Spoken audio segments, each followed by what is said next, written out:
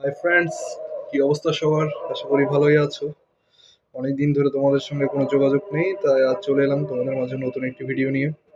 So friends, recently Shakib Khan যে তার ফেসবুকের যে পেজটা আছে তার মাধ্যমে একটি সিনারিও ড্রপ করেছে বরবাদের, যে টিজার হয়তো 1 মিনিট যে 44 সেকেন্ডের সিনারিওটা দেওয়া হয়েছে সেটা সম্ভবত টিজারেরই হবে। আর এই টিজারটি আসার সম্ভাবনা আগামী 2 কি 1 দিনের মধ্যে, যেটা চলচ্চিত্র সংশ্লিষ্টরা বলছে। সো ফ্রেন্ডস, এতদিন ধরে আপনাদের কাছে আসা হয়নি, কেননা একটু সাময়িক জটিলতার মধ্যে দিয়ে যাচ্ছিলাম, আর তার মাঝে কিছুটা ব্যস্ততাও রয়েছিল। আর অপেক্ষা ছিলাম যখন একটা কন্টেন্ট শাকিব খানের তরফ থেকে আসলে আসবে আর কি। পরিচালকও তেমন কিছু বলছিল না, বরবার টিমও অনেকটা চুপচাপই ছিল। আর যদি আগামীকাল অর্থাৎ 21শে ফেব্রুয়ারি টিজারটি চলে আসে, তাহলে কিন্তু একটা ছুটির সময়, বন্ধের সময় সেটিকে ট্রেন করতেও বেশিক্ষণ সময় লাগবে না, যেহেতু সাকিব ইয়ানরা রয়েছে সেই তার সাথে রয়েছে। তো আশা করি সিনেমাটি অনেক ভালো কিছু দিতে যাচ্ছে আমাদের।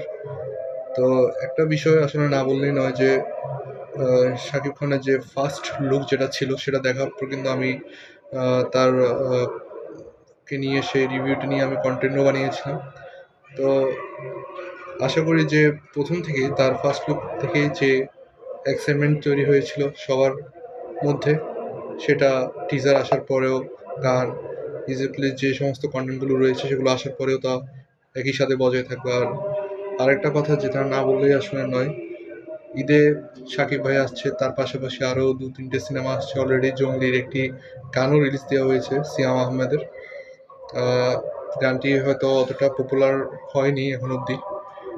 যাই হোক, আমাদের কাছে একটি রিকোয়েস্ট থাকবে যে সমস্ত দর্শকদের উদ্দেশ্যে আমি বলবো যে যে কেউ আমার এই ভিডিওটা দেখুন না কেন, যতজনই দেখুন না কেন, সবার এই 3টে সিনেমাকে সাপোর্ট করা উচিত, বিশেষ করে বরবাদ, জঙ্গলি এবং দাগি। কারণ এই 3টি সিনেমাই এখন আমাদের ইন্ডাস্ট্রির প্রচণ্ড পরিমাণে দরকার, কারণ আমাদের দেশের যে সিনেমা হলগুলো রয়েছে একেবারে তো নেই বললেই চলে।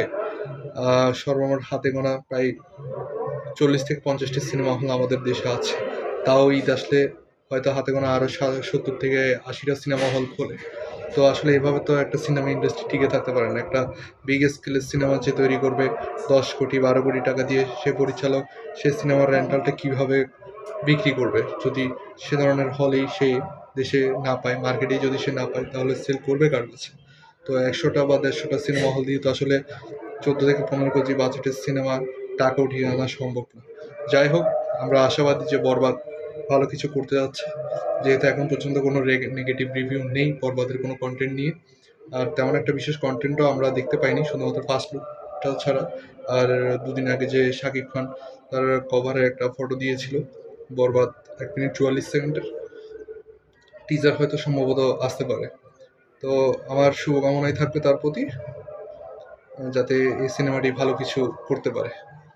সো গাইস, তোমাদের মাঝে এখন থেকে আরও আপডেট নিয়ে হাজির হব শাকিব খানের বরবাদের। আমার পাশে থাকবে এবং আমার চ্যানেলটি সাবস্ক্রাইব করবে। ধন্যবাদ।